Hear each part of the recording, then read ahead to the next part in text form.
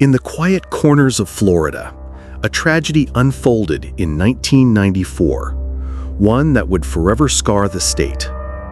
Edward James Zakrzewski's brutal killings of his wife and two children would make headlines and haunt the residents of Mary Esther for decades.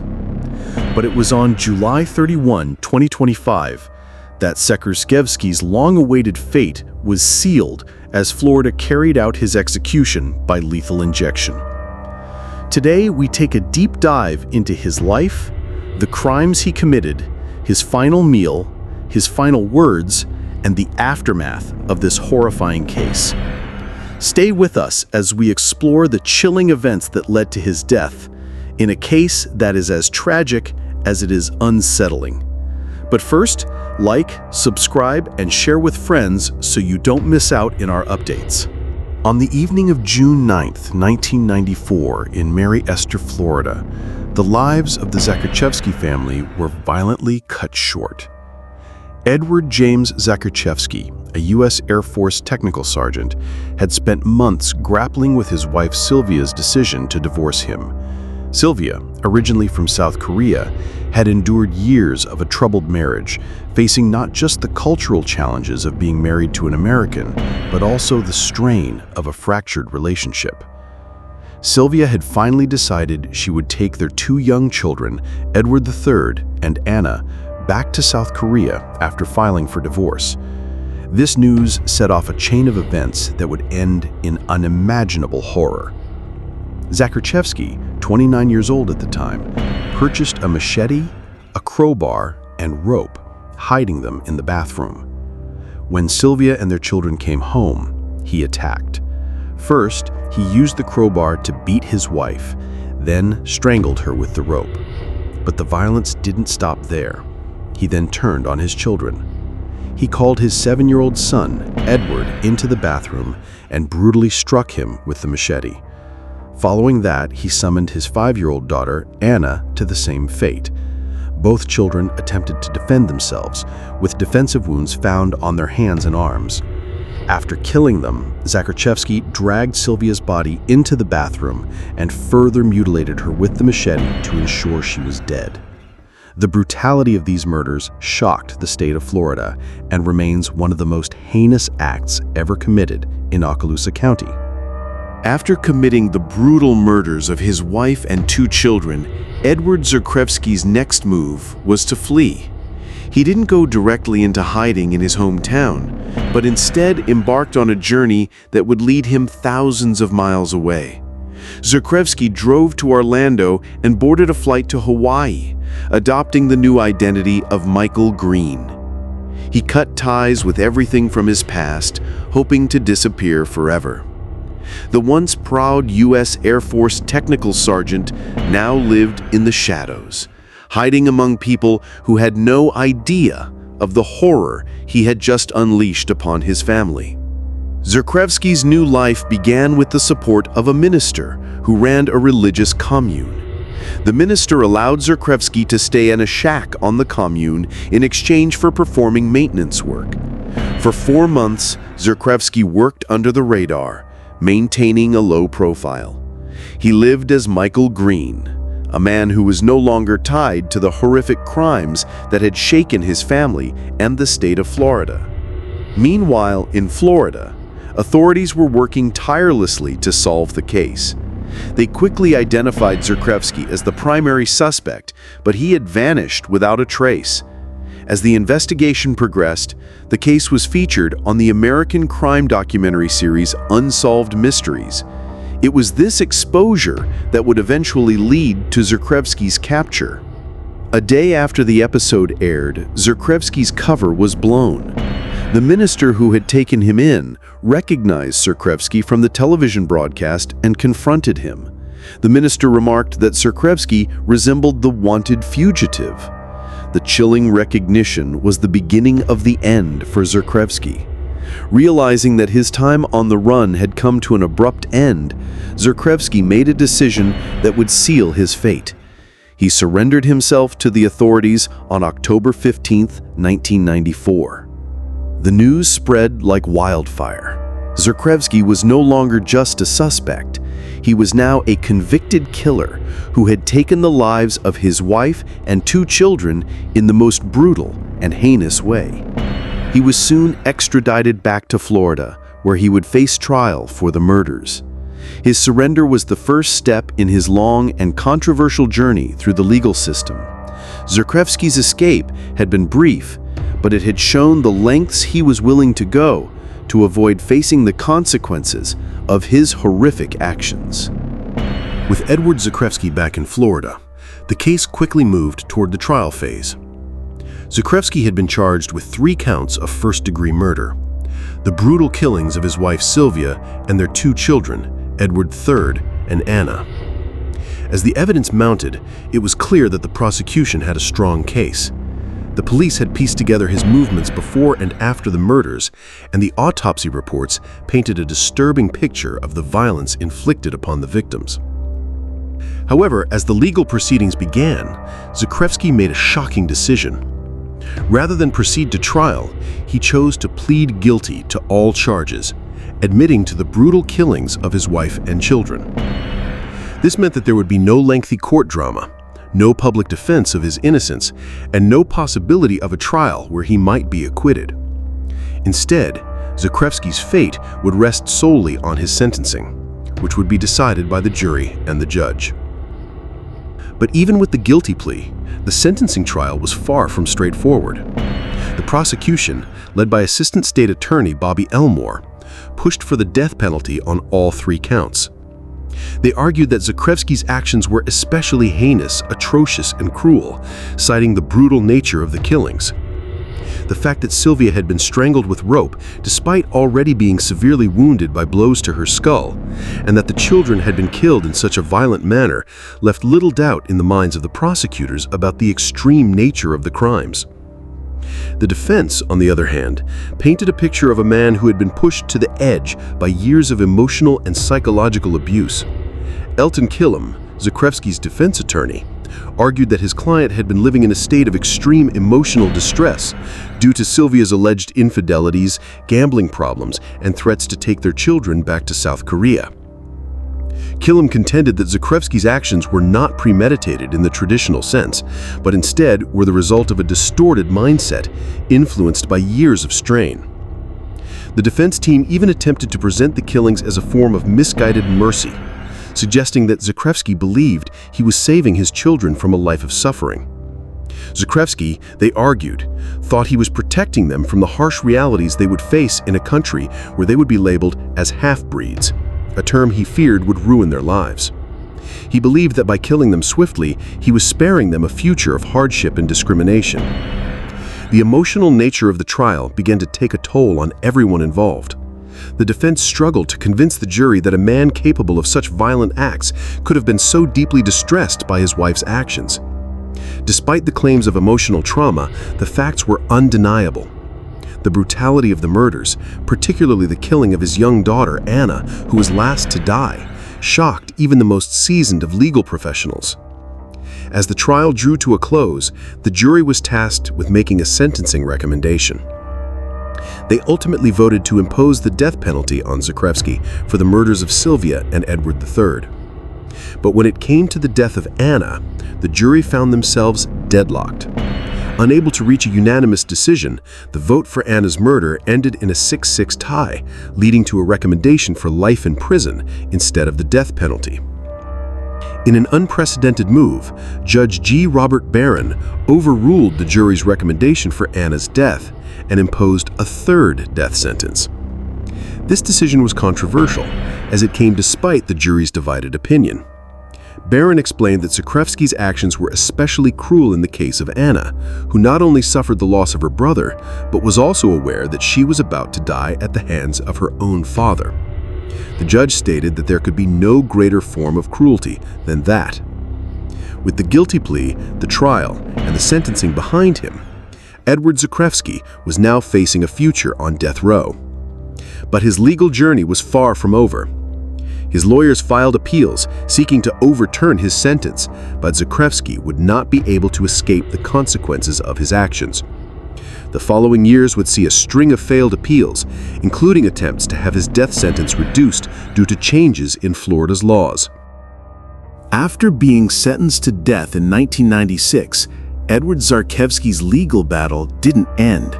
Over the next 2 decades, he would file multiple appeals in an attempt to escape his fate. But each time, the courts upheld his sentence. His lawyers argued for resentencing after the U.S. Supreme Court ruled in 2002 that juvenile offenders couldn't be sentenced to death, and again in 2008 when Florida's death penalty laws were re-examined. Zakrzewski was in his mid-50s by then, and the lengthy years on death row began to show their toll. In 2003, Zakrzewski's post-conviction appeal was rejected by the Florida Supreme Court, as were subsequent appeals in 2006 and 2009. By 2016, after 20 years on death row, Zakrzewski had exhausted all state and federal appeals, cementing his status as one of the many long-standing death row inmates. His case became a reminder of the slow, drawn-out nature of the death penalty process in Florida. In 2017, the Florida Supreme Court rejected another resentencing appeal, which argued that Florida's new law requiring a unanimous jury decision for the death penalty should apply retroactively. However, the court ruled that Zakrzewski's sentence would not be affected, as his original death sentence had been finalized by the U.S. Supreme Court in 1999. This decision solidified his position on death row, and for the next several years, he continued to file appeals, all of which were swiftly denied. Despite his relentless attempts to challenge his death sentence, Zakrzewski's fate was sealed. His continued appeals became a background story as the public and media shifted their focus. Little did he know, the end of his legal struggle was fast approaching. By the summer of 2025, Edward Zakrzewski's execution was fast approaching. On July 1, Florida Governor Ron DeSantis signed a death warrant, officially setting Zakrzewski's execution date for July 31, 2025. It marked the culmination of over 2 decades on death row, filled with endless legal battles, failed appeals, and the haunting reality of the crimes he had committed. As Zakrzewski's execution date neared, the state was preparing for what would become the 9th execution in Florida that year, setting a modern-era record for executions in a single year. Florida's death penalty system had become a focal point, drawing attention from both advocates and opponents of capital punishment. In the final days before his execution, Zakrzewski made one last attempt to delay his death. His legal team filed a final appeal to the U.S. Supreme Court, asking for a stay of execution. They argued that the death penalty should not be carried out due to the length of time Zakrzewski had spent on death row, and the fact that new legal developments regarding unanimous jury decisions in death penalty cases might have influenced his sentencing. However, on July 30th, just a day before his scheduled execution, the U.S. Supreme Court denied his appeal. With no more options left, his fate was sealed. On the morning of July 31, 2025, Zakrzewski woke up in the confines of Florida State Prison, knowing that within hours he would face his end. The reality of the situation seemed to have set in. He would soon become the 9th execution of the year, a grim statistic that further solidified Florida's grim milestone in capital punishment history. On the evening of July 31st, 2025, Edward Zakrzewski was led to the execution chamber at Florida State Prison. It was a scene that had played out countless times before, but for Zakrzewski, it was the final chapter in a long saga that began with the brutal murders of his wife and children over 3 decades ago. The day of his execution had arrived. In the hours leading up to his death, Zakrzewski made his final meal request, a tradition for death row inmates in Florida. He asked for fried pork chops, fried onions, potatoes, bacon, toast, root beer, ice cream, pie, and coffee, a seemingly hearty meal chosen perhaps to comfort him in his final hours. It was a meal that was both simple and indulgent, a stark contrast to the violence and pain of the crimes that had led him here. As Zakrzewski sat in his cell, preparing himself for the inevitable, only one visitor came to see him, a person whose identity was not disclosed by the Florida Department of Corrections. It is unclear whether this visitor was a family member, friend, or legal representative, but their presence was one of the few human connections Zakrzewski had left. He did not meet with a spiritual advisor, according to the authorities. The minutes ticked by, and with each passing moment, Zakrzewski's fate grew closer. As the hour of his execution drew near, Zakrzewski was escorted to the death chamber, where he would face a 3-drug lethal injection protocol. The procedure was set in motion as witnesses, including members of the media and prison officials, watched from behind a glass window. In his final moments, Zakrzewski was given the opportunity to speak. His last words were chilling in their starkness. "I want to thank the good people of the Sunshine State for killing me in the most cold, calculated, clean, humane, efficient way possible. I have no complaint." With those words, Zakrzewski's life came to an end. The lethal injection was administered, and at 6:12 p.m., he was pronounced dead. His execution marked the 9th of 2025 in Florida, a record year for executions in the state. The finality of Zakrzewski's execution offered some semblance of closure to the families affected by his crimes, but it did little to undo the devastating impact he had made on their lives. As the prison officials moved swiftly to end his life, the justice system had completed its course, but the tragedy of his crimes would never be forgotten. The execution of Edward Zakrzewski on July 31, 2025, brought an end to a long and controversial chapter in the Zakrzewski family murders case. The killings, which had occurred over 3 decades earlier, were among the most gruesome and heart-wrenching in Okaloosa County's history. Zakrzewski's brutal actions had shattered the lives of his wife Sylvia and their 2 young children, Edward III and Anna, leaving a lasting scar on their surviving relatives and the community at large. In the years following the murders, the case remained in the public eye, both for its shocking nature and the drawn-out legal process.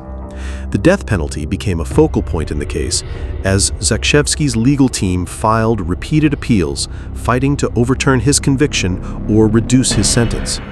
Yet, despite the years of appeals, his death sentence remained in place, culminating in his execution in 2025. For many, Zakrzewski's execution was seen as a necessary end to a long and controversial chapter. Florida's capital punishment system had been under intense scrutiny, and Zakrzewski's execution was part of a wave of executions that marked 2025 as a record year for the state. In fact, Zakrzewski's death was the 9th execution in Florida that year, setting a new record. The state had previously executed a maximum of 8 people in a year, but 2025 had surpassed that, highlighting Florida's growing reliance on the death penalty. For opponents of capital punishment, Zakrzewski's execution was a stark reminder of the flaws and controversies surrounding the system. His case had spanned over 30 years, and many questioned whether such lengthy delays before an execution truly served justice.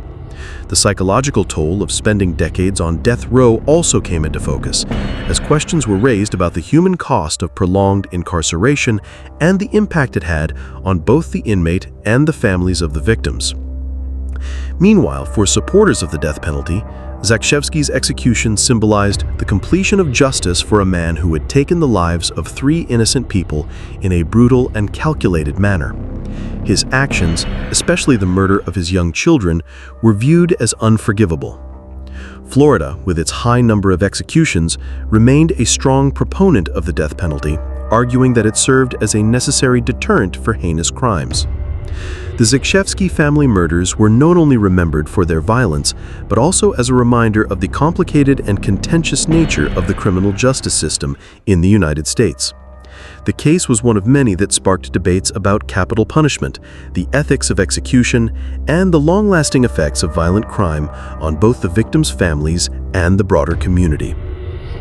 The Zakrzewski's execution didn't just end a chapter in one family's story, it marked a milestone in the ongoing debate about justice and the death penalty. His case, like many before it, left people asking difficult questions about punishment, redemption, and the true meaning of justice.